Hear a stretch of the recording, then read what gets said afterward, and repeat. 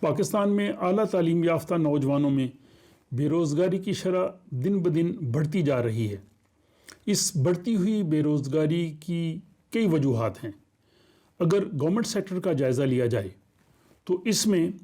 Degree holders نوجوانوں کو ملازمت کے مواقع نہ ملنے کی ایک وجہ یہ بھی ہے کہ جو ریٹائرڈ آفیسرز ہیں، ملازمین ہیں،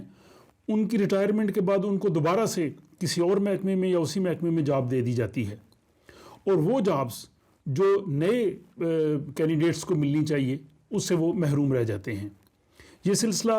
سول اور ملٹری دونوں جانب جاری ہے کہ سول آفیسرز ہوں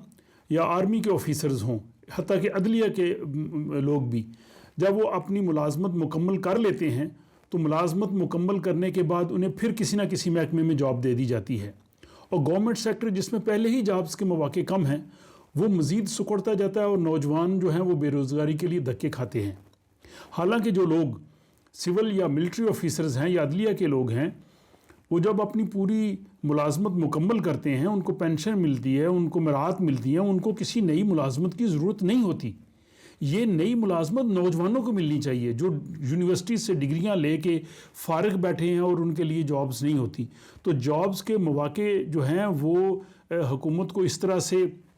مہیا کرنے چاہیے کہ اس میں جو ہے وہ یکسانیت ہو اور اس میں انصاف کا پہلو بھی ہو، اور وزیر اعظم جناب عمران خان نے یہ وعدہ کیا تھا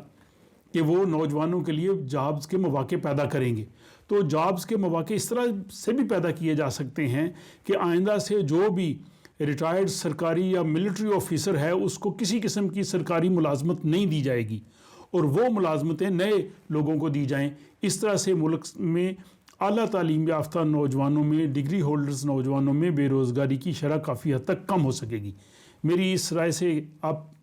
کیا اتفاق کریں گے یا آپ کی رائے مختلف ہے؟